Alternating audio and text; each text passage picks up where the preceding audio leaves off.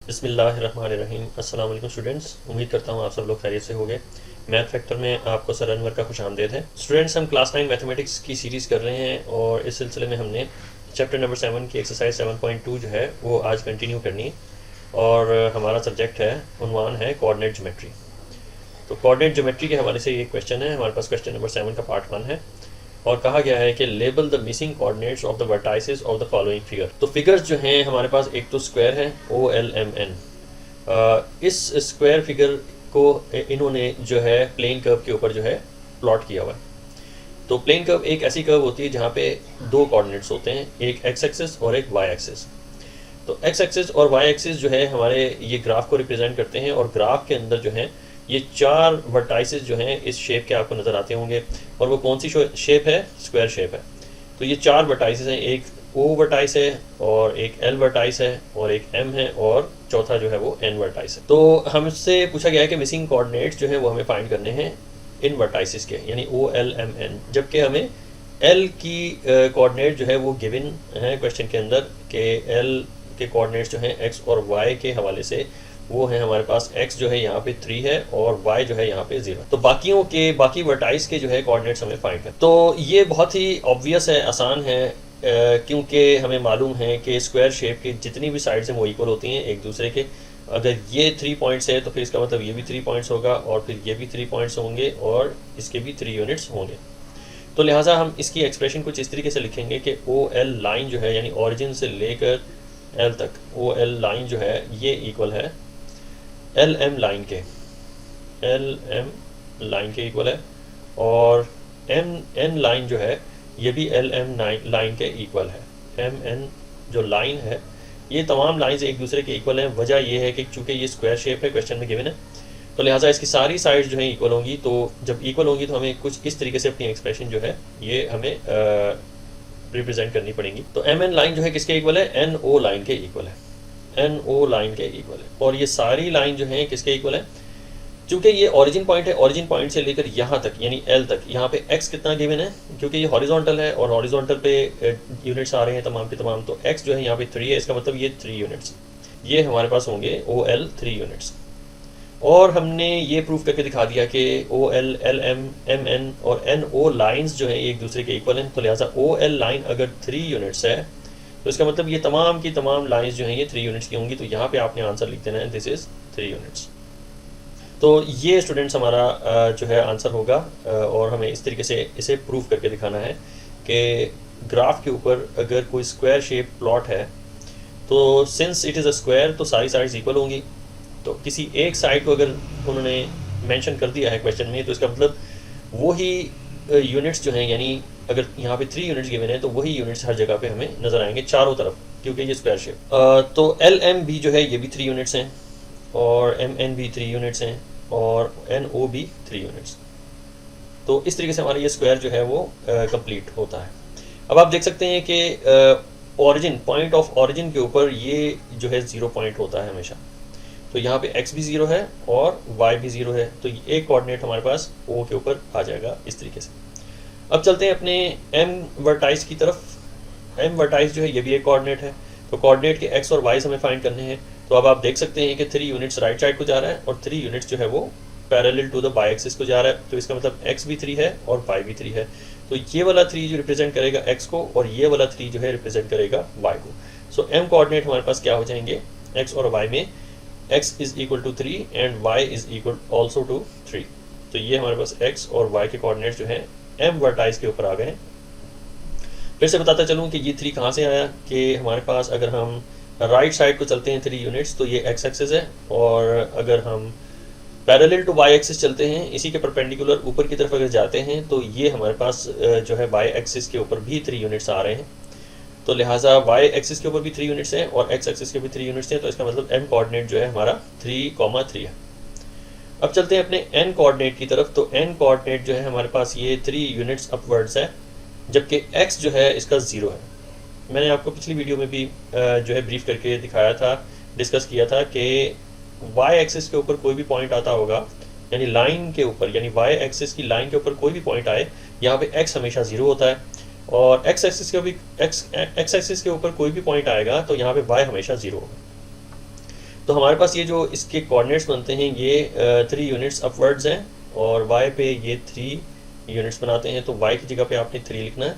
जबकि चूंकि ये जो है y एक्सिस की लाइन के ऊपर कोऑर्डिनेट आ रहा है, तो इसका मतलब x यहाँ पे 0 होगा, तो यहाँ पे 0,3 कोऑर्डिनेट्स जो हैं वो बन के आए हैं। पॉइंट ऑफ ओरिजिन जो है इसके जो कोऑर्डिनेट्स हैं वो है 0 0,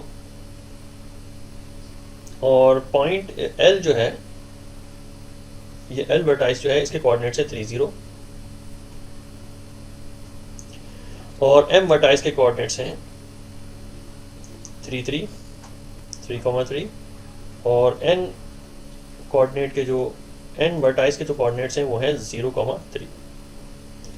तो ये स्टूडेंट्स इस तरीके से आपने अपने आंसर को जो है वो एलेबोरेट करना है, एक्सप्लेन करना। अब चलते हैं क्वेश्चन नंबर 7 के अगले पार्ट की तरफ, और अगला पार्ट हमारे पास पार्ट 2 है, और इसमें भी ये पूछा गया है कि label the missing coordinates of the vertices of the following figure. अब फिगर जो गिवन है ये क्वेश्चन के अंदर वो है रेक्टेंगल ABCD। तो ये रेक्टेंगल ABCD ये क्वेश्चन का हिस्सा है, ये जो रेक्टेंगल ABCD है ये क्वेश्चन का हिस्सा है। मैं यहाँ पे लिख देता हूँ, ये शेप जो है ये रेक्टेंगल है, तो ये जो है क्वेश्चन का हिस्सा है। तो रेक्टेंगल की प्रॉपर्टीज़ के हवाले से हमने इसके कोऑर्डिनेट्स जो हैं डिफरेंट कोऑर्डिनेट्स फाइंड करने हैं, जबकि हमें डी कोऑर्डिनेट गिवन है। डी कोऑर्डिनेट में -4 और 0 आपको ये इसके कोऑर्डिनेट्स आपको नज़र आ रहे होंगे। तो यकीनन हमें जो है ए कोऑर्डिनेट, बी कोऑर्डिनेट और सी कोऑर्डिनेट जो है वो फाइंड करना है। तो डिस्टेंस हमेशा याद रखिए वो हमेशा पॉजिटिव होता है, नेगेटिव कभी भी नहीं होता। तो यहाँ पे कितने यूनिट से एक्स एक्सिस जो है नेगेटिव एक्स एक्सिस आ रहा है, यहाँ पे जो है लेफ्ट हैंड साइड पे नेगेटिव एक्स एक्सिस होता है और राइट हैंड साइड पे पॉजिटिव एक्स एक्सिस होता है। जबकि ऊपर जो है अपवर्ड अगर हम चलेंगे तो वो पॉजिटिव वाई एक्सिस है, और नीचे की तरफ चलेंगे तो ये नेगेटिव वाई एक्सिस होगा। तो ग्राफ का कुछ इसी तरीके से एक स्ट्रक्चर है। तो एक कोऑर्डिनेट जो हमें बता दिया गया है वो है -4,0। तो -4 का क्या मतलब है? -4 का मतलब है 0 पॉइंट से लेकर, यानी ओरिजिन पॉइंट से, ओरिजिन पॉइंट हम सपोज कर लेंगे कि हमारे पास ए कोऑर्डिनेट जो है ये 0 है, क्योंकि यही वो पॉइंट है जहाँ पे एक्स एक्सिस और वाई एक्सिस एक दूसरे को इंटरसेक्ट कर रहे हैं, बाइसेक्ट कर रहे हैं। तो यही 0 पॉइंट है जहाँ पे ए वर्टाइस इस शेप का मौजूद है। तो यहाँ से अगर हम 4 स्टेप्स लेफ्ट साइड को जाएंगे तो ये इस पॉइंट तक जो है ये -4 है। ये -4 जो है हमने कैसे तस्वुर कर लिया, क्योंकि हमें कोऑर्डिनेट गिवन है क्वेश्चन में वो है -4 और x। अब -4 और 0, तो पहली वैल्यू हमेशा x की और दूसरी जो है y की है। तो x यहाँ पे चूंकि -4 है, तो यहाँ से हम -4 यानी लेफ्ट साइड को चलेंगे तो यहाँ पे हमारा -4 कंप्लीट होता है। तो जबकि हमारे पास कोऑर्डिनेट में y जो है वो है 0, तो ये एक कोऑर्डिनेट हमारे पास जो है गिवन है क्वेश्चन में। तो हम यहाँ पे ए डी की जो डायमेंशन है इसे हम -4 कभी भी नहीं लिखेंगे। वजह यह है कि डिस्टेंस कभी भी माइनस में नहीं होता, डिस्टेंस हमेशा पॉजिटिव होता है। तो लिहाजा इस -4 को हमने ए डी लाइन का जो डिस्टेंस है वो 4 ही लिखना है, माइनस को हमने यहाँ पे इग्नोर करना है। लिहाजा ए डी जो है ये 4 यूनिट्स है। तो हमारे पास यहाँ पे ए डी अगर 4 यूनिट्स हैं तो रेक्टेंगल की प्रॉपर्टी क्या होती है? रेक्टेंगल की प्रॉपर्टी होती है कि opposite sides are equal. Opposite side जो है वो इक्वल होते हैं। अगर ए डी लाइन 4 यूनिट्स है तो बी सी लाइन भी 4 यूनिट्स होगी, बी सी लाइन भी जो है वो 4 यूनिट्स होगी। और दूसरी तरफ अगर हम देखें कि ए बी लाइन का डिस्टेंस जो है वो हमारे पास, चूँकि ये पैरेलल टू वाई एक्सिस है तो हमारे पास एक्स यहाँ पे 0 है। चूँकि वाई एक्सिस के ऊपर सारे पॉइंट्स आ रहे हैं तो एक्स 0 ही रहेगा, जबकि वाई जो है वो 2 है। उसका मतलब ये हुआ कि ये हमारे पास 2 पॉइंट्स हैं, 2 यूनिट्स जो है ऊपर की तरफ गया है, तो इसका जो डिस्टेंस होगा वो 2 यूनिट्स होगा। तो यहाँ पे ए के क्या कोऑर्डिनेट्स होंगे? क्या आप गेस कर सकते हैं कि ए के कोऑर्डिनेट्स यहाँ पे क्या बनेंगे? तो ए के कोऑर्डिनेट्स यहाँ पे आप जैसे कि देख सकते हैं कि ऊपर की तरफ अगर हम जा रहे हैं तो x हमारे पास 0 है, तो यहाँ पे आपने 0 लिखना है। और y के लिए ये आपने y के लिए तस्वुर किया है क्योंकि a से लेकर b पॉइंट तक जो x है वो 0 है, तो यहाँ पे आपने x लिख दिया। और आप देख सकते हैं कि अगर हम लेफ़्ट साइड को जाएँ तो हमारे पास y यहाँ पे 0 है, तो यहाँ पे y को भी आपने 0 ही रिप्रेजेंट करना है। तो ये 0,0 कोऑर्डिनेट्स निकल आएंगे हमारे पास ए वर्टाइस के। तो 3 वर्टाइस हमने इस तरीके से फाइंड कर लिए कि ए वर्टाइस 0 0 है, क्योंकि हमारे पास अगर हम लेफ्ट साइड को जाएं तो हमारे पास डी पॉइंट जो है वो -4 0 है। तो इसका मतलब y जो है यहाँ पे हमने y को 0 लिखना है। और अगर ऊपर की तरफ जाते हैं, पॉइंट ए से बी की तरफ जाते हैं, तो यहाँ पे x हमारे पास 0 है, तो यहाँ पे हमने यहाँ पे इसको जो है रिप्रेजेंट करना है x को 0 जो है वो रिप्रेजेंट करना है। तो एक कोऑर्डिनेट जो है इस तरीके से हमारे पास 0 0 पॉइंट से आता है। वैसे भी अगर आप देखें तो हमारे पास ये एक्स एक्सिस जो है ये वाई एक्सिस को जिस पॉइंट पे एक दूसरे को जो है ये इंटरसेक्ट या बाइसेक्ट करते हैं, तो वो जो पॉइंट है वो पॉइंट ऑफ ऑरिजिन कहलाता है, और पॉइंट ऑफ ऑरिजिन हमेशा जो है वो 0 0 से स्टार्ट होता है, यानी एक्स भी वहाँ पे 0 होता है और वाई भी वहाँ पे 0 होता है। तो ये इसके जो है पॉसिबल रीजंस हैं ए कोऑर्डिनेट के 0 0 होने के। और बिल्कुल इसी तरीके से बी जो है हमने बी क्वेश्चन में गिवन था 0 और 2। तो अब यहाँ से हमें 4 यूनिट्स लेफ्ट साइड को जाना है। तो 4 यूनिट्स अगर लेफ्ट साइड को जाना है तो वो लेफ्ट साइड पे जो है एक्स एक्सिस जो है वो माइनस का होगा। एक्स एक्सिस हमेशा माइनस का होगा अगर हम पॉइंट ऑफ ऑरिजिन से लेफ्ट साइड को जाएंगे। तो लेफ्ट साइड यानी horizontal side, left horizontal side को जाएंगे तो वहाँ पे एक्स एक्सिस हमेशा नेगेटिव होगा। तो लिहाजा हमने नेगेटिव से स्टार्ट करना है कोऑर्डिनेट को, और चूंकि ये 4 पॉइंट्स हैं तो ये -4 हो जाएंगे। आगे आपने कॉमा ड्रॉ करना है। अब इस पॉइंट पे y कितना होना चाहिए, y इतना होना चाहिए जो कि पैरेलल टू y एक्सिस हो। ये लाइन जो है DC लाइन, ये पैरेलल टू y एक्सिस है। तो y एक्सिस के ऊपर ये कितने पॉइंट्स आपको नजर आ रहे हैं, ये 2 पॉइंट्स हैं। तो इसका मतलब ये हुआ कि ये चूंकि एक रेक्टेंगल है और ए बी साइड की जो ऑपोजिट साइड्स है वो DC साइड है, और ये दोनों साइड जो है वो इक्वल होती हैं। तो लिहाजा अगर ए बी साइड 2 यूनिट्स है तो फिर DC साइड भी 2 यूनिट्स होंगे, DC साइड भी जो है वो 2 यूनिट्स होंगे। और चूंकि ये ऊपर की तरफ है तो पॉजिटिव y एक्सिस आएगा। अगर नीचे की तरफ होता, हॉरिजॉन्टल लाइन से नीचे की तरफ होता तो नेगेटिव में आंसर आना चाहिए था। y हमेशा पॉइंट ऑफ ऑरिजिन से ऊपर की तरफ पॉजिटिव और पॉइंट ऑफ ऑरिजिन से नीचे की तरफ जो है वो नेगेटिव होता है, और x हमेशा पॉइंट ऑफ ऑरिजिन से लेफ्ट साइड की तरफ जाए तो नेगेटिव और राइट साइड की तरफ जाए तो पॉजिटिव हो। तो लिहाजा चूंकि कोऑर्डिनेट्स लिखने हैं, हमने यूनिट्स नहीं लिखने। यूनिट्स जो है वो डिस्टेंस होते हैं और डिस्टेंस हमेशा पॉजिटिव में आंसर देते हैं। लेकिन चूंकि यहाँ पे हमने कोऑर्डिनेट्स लिखने हैं तो लिहाजा हम माइनस से स्टार्ट करेंगे, क्योंकि x जो है वो लेफ्ट साइड पे जा रहा है 4 यूनिट्स। तो लिहाजा x की वैल्यू जो होगी वो होगी -4। अब बात कर लेते हैं y की। तो y जो है पॉजिटिव इसलिए है कि ये पॉइंट इस पॉइंट से यानी कि हॉरिजॉन्टल एक्सिस के पॉइंट से ऊपर की तरफ है। ऊपर की तरफ अगर होगा तो 2 यूनिट्स जो है वो इसके पॉजिटिव होंगे, तो y जो है +2 हो जाएगा। तो ये C पॉइंट जो है, C वर्टाइस जो है, ये हमारे पास ये कोऑर्डिनेट दे रहा है -4 और 2। तो लिहाजा अब जो है हमें इसे एलेबरेट करके लिखना है, कंपाइल करके लिखना है अपने आंसर को। तो सबसे पहले A वर्टाइस को हम लिख लेते हैं। तो A vertex is equal to 0,0, whereas जो B वर्टाइस है, B वर्टाइस हमारे पास क्या आया था 0,2। ये क्वेश्चन में गिवन था 0,2। इन्हीं की बेसिस पे हमने जो है वो दीगर वर्टाइसेस जो हैं इस शेप के यानी रेक्टेंगल शेप के हमने फाइंड किए थे। अब चलते हैं अपने C वर्टाइस की तरफ। तो C वर्टाइस में जो कोऑर्डिनेट्स हैं हमारे पास -4 और 2 है। यहाँ पे हमने मेंशन कर देना है -4,2। अब लास्ट वर्टाइस जो है हमारे पास D वर्टाइस है और ये क्वेश्चन में गिवन था, तो इसे भी हम रिप्रेजेंट कर देते हैं, दिस इज -4,0। तो हमने जो फाइंड किए हैं B और C हमने जो फाइंड किए हैं A और C फाइंड किए हैं। A वर्टाइस ये रहा और C वर्टाइस ये रहा। ये अननोन वर्टाइसेस थे, इनकी जो कोऑर्डिनेट्स है वो हमें फाइंड कर। तो यही स्टूडेंट्स हमारा आंसर रहेगा। यहाँ पे अगर आपने इसको ज्योमेट्रिकली शो करना है तो आप जो है इसको लिख सकते हैं कि AD का जो डिस्टेंस है this should be equal to, इसके ऑपोजिट साइड जो है वो CB लाइन है, तो CB लाइन के इक्वल है ये। And whereas AB line जो है यहाँ पे आपने शो करना है इसको, AB line is equal to, इसके ऑपोजिट में जो है वो DC लाइन है। तो यहाँ लिहाजा मैं यहाँ पे DC लाइन के इसको इक्वेट करूँगा क्योंकि इन दोनों के डिस्टेंसेस सेम। तो इस तरीके से स्टूडेंट्स हमने अननोन जो कोऑर्डिनेट्स है हमने फाइंड करने हैं through properties of the shape की प्रॉपर्टीज़ के बेसिस पे। तो चूँकि ये रेक्टेंगल था तो रेक्टेंगल की ये प्रॉपर्टीज़ हैं, हमारे पास इसके ऑपोजिट साइड्स जो हैं वो सेम होते हैं हमेशा। और दूसरी बात यह है कि पैरेलल भी होते हैं, लेकिन पैरेलल का यहाँ पे कोई काम नहीं है, हमें सिर्फ जो है कोऑर्डिनेट्स जो है वो फाइंड आउट करने। अब चलते हैं अपने नेक्स्ट क्वेश्चन की तरफ, और ये हमारे पास जो है अब मिसलेनियस एक्सरसाइज शुरू हो गई है। हमारे पास 7.2 एक्सरसाइज जो थी वो कंप्लीट हो गई, और अब जो है इसका पहला क्वेश्चन जो है मिसलेनियस एक्सरसाइज का वो MCQs के ऊपर कंसिस्ट करता है। तो MCQs जो है फिलहाल हम इसमें नहीं कर रहे, सिर्फ स्ट्रक्चर्ड क्वेश्चंस के ऊपर फोकस करेंगे, और अगर हम इसी के ऊपर फोकस करें तो हमारा MCQ भी जो है वो कंप्लीट हो जाता है इसी के अंदर ही। तो MCQ के लिए जो उसके जो आंसर्स हैं वो बुक की लास्ट में जो है आपको गिवन होंगे, तो उससे आप बेटर आइडिया लगा सकते हैं कि उसके क्या आंसर्स होने चाहिए। तो लिहाजा हम MCQs की तरफ फोकस नहीं करेंगे, सिर्फ स्ट्रक्चर्ड क्वेश्चंस को जो है वो उसकी तरफ फोकस करेंगे और उसको सॉल्व करने की कोशिश करेंगे। तो पहला स्ट्रक्चर्ड क्वेश्चन जो है वो मिसलेनियस एक्सरसाइज का वो क्वेश्चन नंबर 2 है, और क्वेश्चन ये है, अब हम जो है इसे जो है सॉल्व करेंगे। चूँकि ये स्ट्रक्चर्ड क्वेश्चन है, MCQ नहीं है। तो क्वेश्चन ये है हमारे पास कि the consecutive vertices of quadrilateral are A B C D show that quadrilateral is a parallelogram. तो हमारे पास ये 4 वर्टाइसेस वाला एक क्वाड्रिलेटरल है एज पर द क्वेश्चन, और हमें प्रूव करके दिखाना है कि ये पैरेललोग्राम है। लेकिन चूंकि अब डिस्कशन हो रही है पैरेललोग्राम की, तो मैंने इसे जो है नॉट टू स्केल ड्रॉ कर लिया है अपने इस स्क्रीन के ऊपर, ताकि आपको इसकी अंडरस्टैंडिंग हो सके। तो इसको जो है मैंने ड्रॉ किया है, इसके डायगोनल्स भी मैंने ड्रॉ कर लिए हैं, और साथ ही मैंने इसके कोऑर्डिनेट्स भी जो है वो भी असाइन कर दिए हैं। तो पूछा ये क्या है कि क्या ये क्वाड्रिलेटरल जो है ये पैरेललोग्राम है।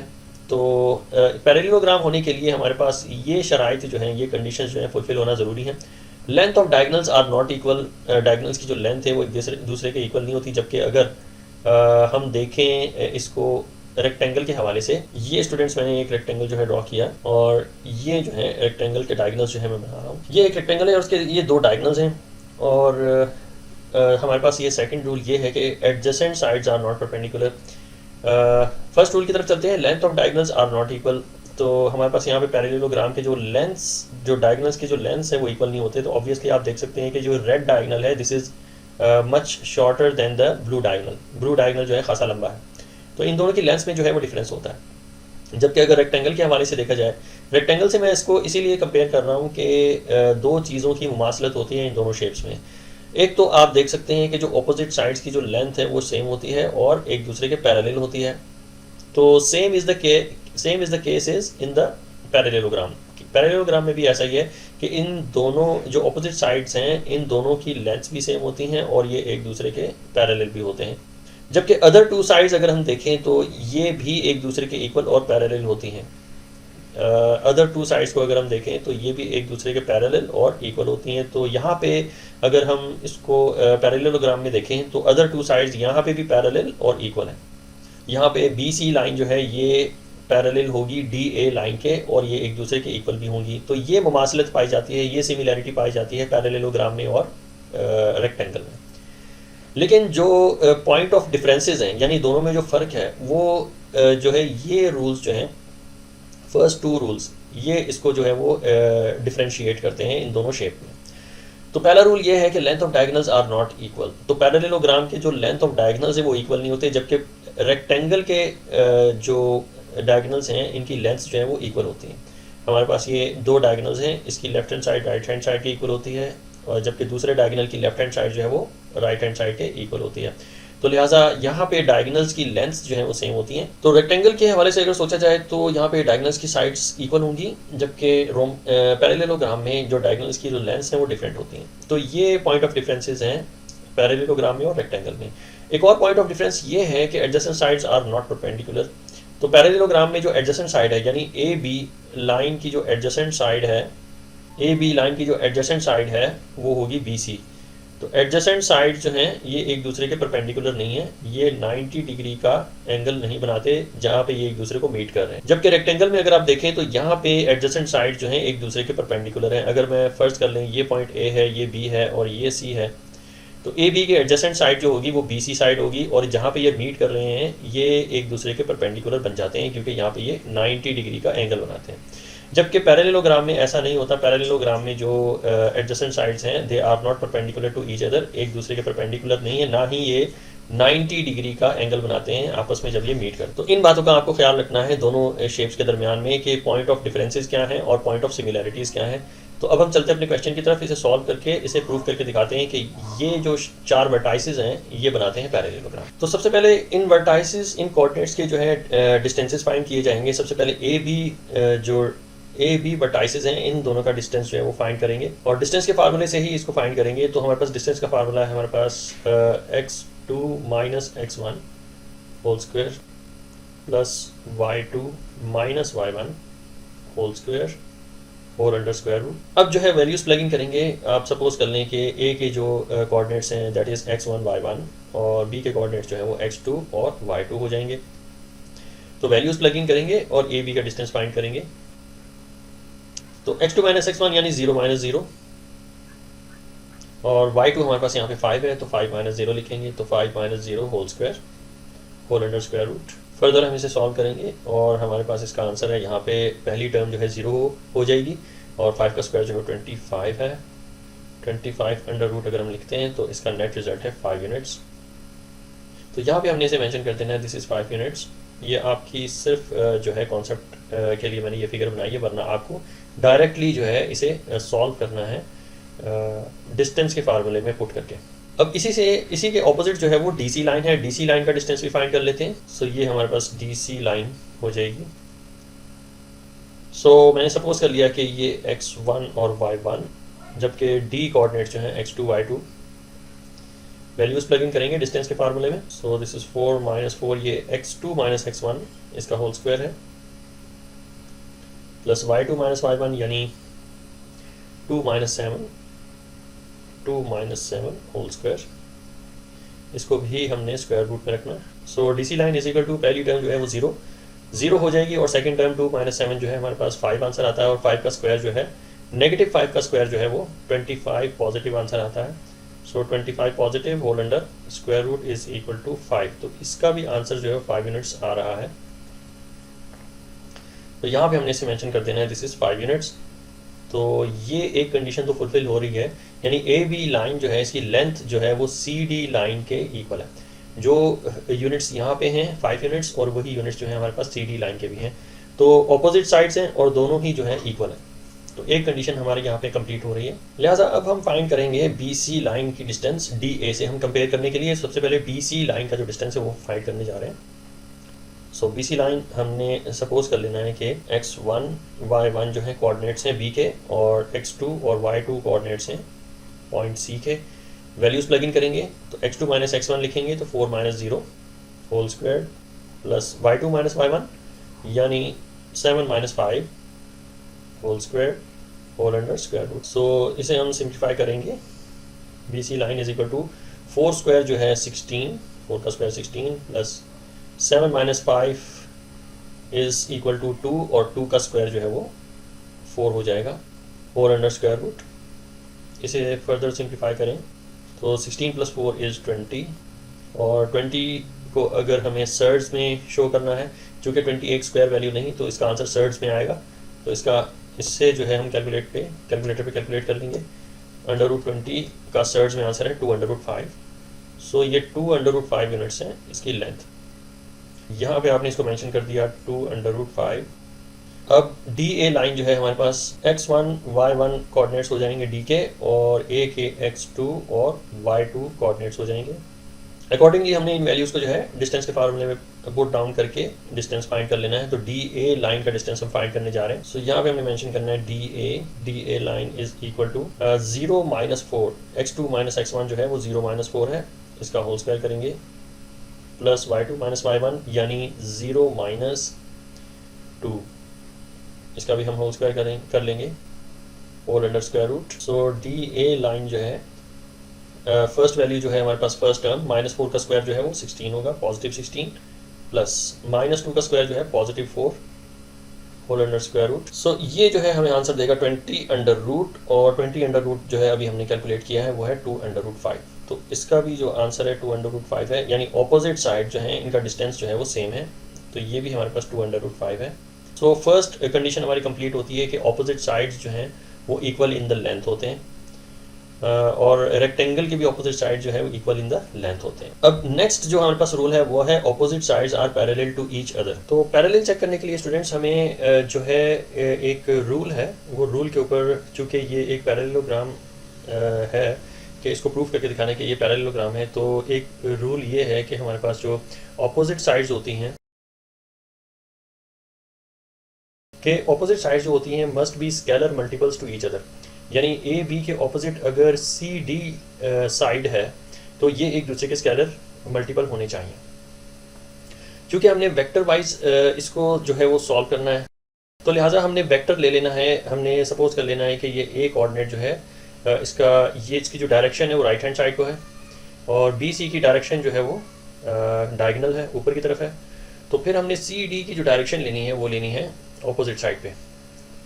तो ए बी जो वेक्टर है वो सी डी के ऑपोजिट है, तो लिहाजा हमने डी सी नहीं लेना बल्कि सी डी लेना है। तो यहाँ पे मैं इसको मेंशन करता चलूँ कि A B vector is equal to scalar multiple scalar, scalar multiple, यानी कि -1 से अगर हम इसको मल्टीप्लाई करें सी डी लाइन को, आपने फिर से इसको ज़हन नशीन कर लेना है कि हमने डी सी नहीं लेना बल्कि सी डी लेना है। हमारा वेक्टर यहाँ से लेफ़्ट साइड को जा रहा है, तो सी डी वेक्टर हमें लेना है। तो -1 से अगर हम सी डी को मल्टीप्लाई करें तो ये हमारे पास जो है वेक्टर ए बी के इक्वल आ जाएगा। तो आइए इसे हम जो है वो सॉल्व करते हैं और प्रूव करके देखते हैं कि क्या ये एक दूसरे के पैरेलल हैं। तो सबसे पहले वेक्टर फाइंड करेंगे हम A B vector. So A coordinate का जो वेक्टर है वो बी कोऑर्डिनेट के वेक्टर से हमने इसको कंपेयर करना है। सो वेक्टर वाइज अगर हम इसको लेके चलें तो A B is equal to x2 minus x1 y2 minus y1। तो इस तरीके से जो है हम ए बी के वेक्टर्स निकाल सकते हैं। तो हमारे पास यहाँ पे x2 जो है हमने सपोज कर लेना है बी के कोऑर्डिनेट्स x2 और y2 हैं, और ए के कोऑर्डिनेट्स जो हो जाएंगे फिर x1 और y1 हो जाएंगे। सो हमने x2 में से x1 को माइनस करना है, so it means 0 minus 0, y2 minus y1 यानी 5 माइनस 0। इसका जो हमारे पास कोऑर्डिनेट बन के निकलते हैं वेक्टर्स के वो हैं 0, x का वेक्टर 0 और y का वेक्टर जो है वो 5 हो रहेगा। तो 0 5 इसके वेक्टर्स हैं। ये जो वेक्टर्स हैं स्टूडेंट्स ये इक्वल होने चाहिए हमारे ऑपोजिट साइड के। तो ऑपोजिट साइड हमारे पास सी डी है, तो इसके भी वेक्टर फाइंड कर लेते हैं। तो ये हमारे पास सी डी लाइन हो जाएगी, C D is equal to x2 minus x1। हम जो है वैल्यूज असाइन कर देंगे सी डी के कोऑर्डिनेट्स को। सपोज के x1 y1 जो है कोऑर्डिनेट्स हैं सी के, तो डी के कोऑर्डिनेट्स हो जाएंगे x2 y2। इसे हम प्लग इन करेंगे अपने वेक्टर के इक्वेशन में, वेक्टर के फार्मूले में। तो x2 माइनस x1 यानी 4 माइनस 4। सो पहला जो हमारे पास वेक्टर x का निकलेगा वो 4 माइनस 4 होगा, कॉमा, और y2 माइनस y1, y के जो वेक्टर होंगे वो होंगे 2 माइनस 7। सो इसका जो नेट रिजल्ट है हमारे वेक्टर्स निकल के आएंगे x के लिए 0 और y जो है 2 माइनस 7 जो है माइनस 5। अब ये दोनों जो वेक्टर्स है एक दूसरे के स्केलर मल्टीपल होने चाहिए। अगर ये एक दूसरे के स्केलर मल्टीपल हैं तो इसका मतलब ए बी लाइन जो है वो सी डी लाइन के पैरेलल है। तो स्केलर मल्टीपल हम किस तरीके से निकालेंगे, अपनी इस इक्वेशन की अकॉर्डिंग जो है हम स्केलर मल्टीपल कैलकुलेट कर लेते हैं। सो ए बी की जगह पे हमने लिखना है 0 5, इसके कोऑर्डिनेट्स लिखते हैं। ए बी की जगह पे इसके कोऑर्डिनेट्स लिखते हैं 0, 5 और इक्वल टू का साइन ड्रॉ करेंगे, साथ ही -1 और ब्रैकेट में C D line. C D हमने फाइंड किया है 0 माइनस 5, सो ये 0, -5। तो लेफ्ट हैंड साइड पे हमारे पास 0, 5 आंसर है, जबकि राइट हैंड साइड में हम -1 से ऐसे मल्टीप्लाई करवाते हैं तो ये फर्स्ट टर्म हमारे पास 0 और सेकंड जो y के वेक्टर हैं वो हमारे पास निकलते हैं माइनस माइनस मल्टीप्लाई होकर प्लस हो जाएगा, 5 1 5 पॉजिटिव 5। तो अब आप देख सकते हैं left hand side right hand side के इक्वल है। तो जहाँ पे ये इक्वल होते हैं वेक्टर्स दोनों के ऑपोजिट साइड्स के, तो इसका मतलब ये दोनों ऑपोजिट साइड्स जो हैं ये एक दूसरे के पैरेलल हैं, यानी A B is parallel to C D line. बिल्कुल इसी तरीके से बी सी को कंपेयर करेंगे हम ए डी के वेक्टर्स से। तो सबसे पहले बी सी की तरफ चलते हैं और सबसे पहले वैल्यूज असाइन करेंगे। सो बी को हम सपोज कर लेते हैं कि ये x1 और y1 के कोऑर्डिनेट्स हैं, तो अकॉर्डिंगली हम सी को जो है x2 और y2 के जो है साइंस दे देंगे। x2 और y2 के कोऑर्डिनेट्स जो है वो सी के हो जाएंगे। तो हमने इसी फार्मूले में यानी B C line is equal to x2 minus x1 y2 minus y1।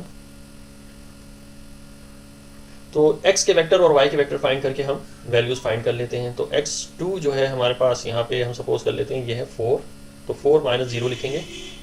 सो ये 4 माइनस 0, और y2 माइनस y1 यानी 7 माइनस 5, 7 माइनस 5। तो इसका जो कोऑर्डिनेट्स निकलेंगे वेक्टर के, x के वेक्टर जो है वो 4 है और y का वेक्टर जो है 7 माइनस 5 इज 2। तो 4 2 जो है बी सी लाइन निकल के आई है। बी सी लाइन जो है वो इसके वेक्टर्स हैं 4 2। ये हमारे पास x वेक्टर है और ये y। अब जो है हमें इसे कंपेयर करना है अपनी डी ए लाइन से जो कि बिल्कुल इसके ऑपोजिट है। तो बी सी के ऑपोजिट जो है वो डी ए है। तो हमने अगेन मैं आपको बताता चलूँ कि ए डी नहीं लेना। अगर हम ए डी लेते हैं तो we are at wrong place. हमने डी ए लेना है क्योंकि हमारे पास ये बी सी वेक्टर ऊपर की तरफ जा रहा है और डी ए वेक्टर जो है इसके बिल्कुल इन्वर्स जा रहा है, उलट जा रहा है। तो लिहाजा हमने ए डी लेने के बजाय डी ए लें। इसका मतलब ये हुआ स्टूडेंट्स कि हमने डी के वेक्टर्स, डी के जो कोऑर्डिनेट्स हैं इनको x1 y1 कहना है। डी के वेक्टर्स जो है वो x1 y1 होंगे। आपने हरगिज जो है डी के वेक्टर्स को x2 y2 नहीं लेना। तो फिर ए के वेक्टर्स जो है वो x2 y2 हो जाएंगे क्योंकि हमारा वेक्टर जो है ऊपर से नीचे की तरफ जा रहा है। ये देख सकते हैं आपके अगेंस्ट द फ्लो है, ये अगेंस्ट द फ्लो है, फ्लो ऊपर की जाने में, लेकिन ये रिवर्स होकर नीचे आ रहा है। तो लिहाजा हमने डी ए वेक्टर कुछ इस तरीके से लेना है कि डी के कोऑर्डिनेट्स को x1 y1 कहना है, तो फिर ए के वेक्टर्स जो हैं वो x2 और y2 हो जाएंगे, ए के जो कोऑर्डिनेट्स हैं x2 y2 हो जाएंगे। बिल्कुल इसी तरीके से हमने जो है बी सी के फाइंड कर लिए हैं। अब डी ए के वेक्टर्स हमने फाइंड करने, तो डी ए के वेक्टर जो है इसके बिल्कुल एडजेसेंट जो है हम कैलकुलेट कर लेते हैं। अगेन x2 माइनस x1, तो x2 हमारे पास 0 है और x1 जो है हमारे पास 4 है, तो -4 ये हो जाएंगे हमारे x के वेक्टर, और y के वेक्टर जो है y2 माइनस y1 यानी 0 -2, तो ये हमारे पास हो जाएगा -4, -2। तो ये दो वेक्टर निकल के आए हैं x और y के। अब अगर हम इसे कंपेयर करना चाहें कि चूंकि ये दोनों ऑपोजिट लाइंस हैं, ऑपोजिट जो हैं एक दूसरे के ऑपोजिट भी हैं और एक दूसरे के पैरेलल होने चाहिए हैं, अगर इस कंडीशन पे पूरा उतरते हैं तो B C line is opposite to D C line. आप देख सकते हैं फिगर के अंदर बी सी लाइन जो है वो डी ए लाइन के ऑपोजिट है। सॉरी, यहाँ पे मैंने सी लिख दिया गलती से, ये डी ए है। तो बी सी लाइन जो है ये इसके बिल्कुल ऑपोजिट जो है वो डी ए लाइन है। तो अगर हम इस इक्वेशन के अंदर इसे पुट करके देखें तो ये एक दूसरे के स्केलर मल्टीपल होंगे, तो इसे हम जो है प्रूफ करके देख लेते हैं। सिंस ए बी लाइन जो है हमने फाइंड की है उसके वेक्टर्स जो है वो है 4 2, तो ए बी की जगह पे 4, 2 हमने लिख देना है, इज इक्वल टू का साइन है बीच में, और -1 मल्टीप्लाई हो रहा है सी डी, तो -1 मल्टीप्लाई होगा सी डी हमने कितना निकाला, -4, -2। तो ये एक दूसरे के स्केलर मल्टीपल होने चाहिए, तभी हम प्रूव करके दिखा सकते हैं कि ये दोनों पैरेलल लाइंस हैं। तो लिहाजा लेफ्ट हैंड साइड के इक्वेशन के लेफ्ट हैंड साइड पे 4 2 जो है हमने कॉपी कर लेना है, और राइट हैंड साइड पे हमने -1 से ईच टर्म को मल्टीप्लाई करवाना है, तो ये हमारे पास +4, +2 आंसर देगा। तो अब आप देख सकते हैं कि लेफ्ट हैंड साइड जो है यहाँ पे राइट हैंड साइड के इक्वल है। तो इसका मतलब ये जो दो ऑपोजिट लाइंस हैं बी सी लाइन और डी ए लाइन, ये एक दूसरे के पैरेलल है। तो इस तरीके से आपने साबित करना है कि ये पैरेललोग्राम के ऑपोजिट साइड्स जो है वो पैरेलल हैं थ्रू वेक्टर मेथड। ये वेक्टर मेथड के जरिए से आप इसको प्रूव करके दिखा सकते हैं।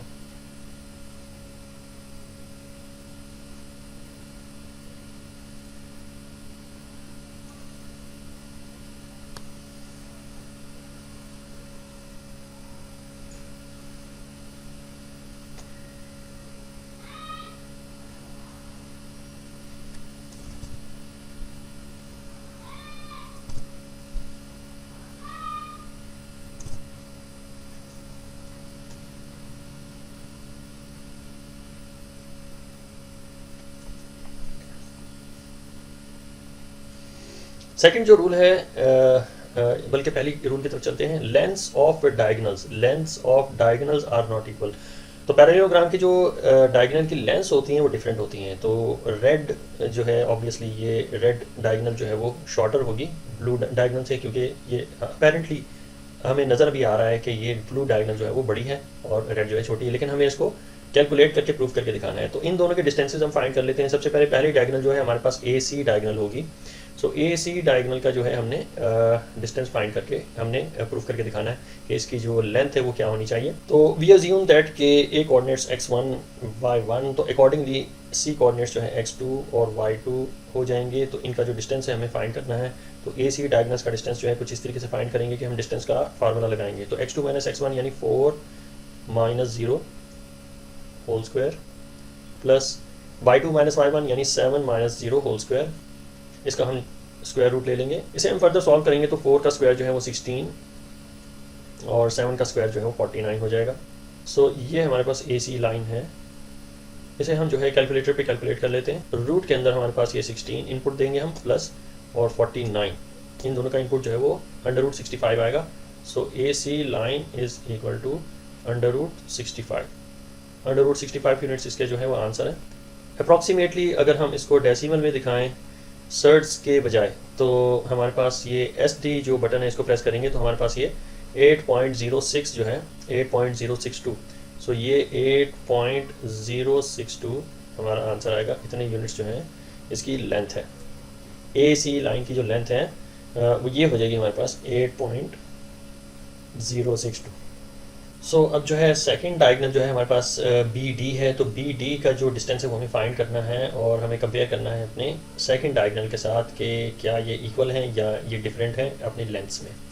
सो बी डी का जो डिस्टेंस है हम फाइंड करने जा रहे हैं। सो सपोज कर लेते हैं कि हमारे पास बी जो है x1 y1 और डी x2 y2 है। सो हम वैल्यूज जो है प्लग इन करेंगे अपनी डिस्टेंस के फार्मूले में। सो x2 माइनस x1 यानी 4 माइनस 0 लिखेंगे, तो 4 minus 0 whole square plus y2 minus y1 यानी 2 माइनस 5 होल स्क्वायर करेंगे, 2 माइनस 5 होल स्क्वायर। ये स्क्वायर रूट के अंदर रहेगी सारी value. So B D line is equal to 4 square जो है वो 16 और 2 माइनस 5 इज 3 माइनस 3 और माइनस 3 का स्क्वायर जो है वो पॉजिटिव 9 आंसर आता है। सो ये हमारे पास 25 अंडर रूट हो जाएगा।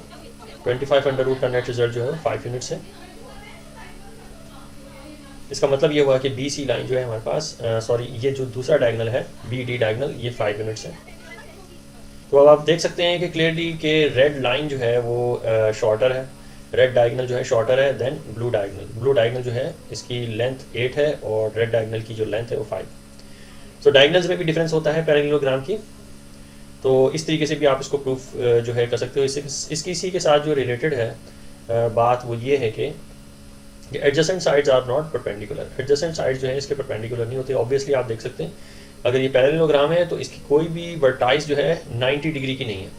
हर वर्टाइस जो है या तो एक्यूट है या ऑब्ट्यूज है, लेकिन 90 डिग्री की कोई भी वर्टाइस नहीं है। तो चूँकि ये जो एडजेसेंट साइड्स ए बी के एडजेसेंट बी सी है, तो ये साइड्स का जो एंगल है वो ऑब्ट्यूज एंगल बनता है, ये 90 डिग्री का हरगिज़ नहीं बनता। तो ये एक दूसरे के परपेंडिकुलर नहीं है। तो इस तरीके से स्टूडेंट्स हम प्रूव करेंगे अपने आंसर को थ्रू कैलकुलेशन, और इसके ज़रिए से हम इसको प्रूव करके दिखाएंगे कि ये जो 4 वर्टाइसेस हैं किसी क्वाड्रिलेटरल के हैं और वो क्वाड्रिलेटरल जो है वो पैरेललोग्राम।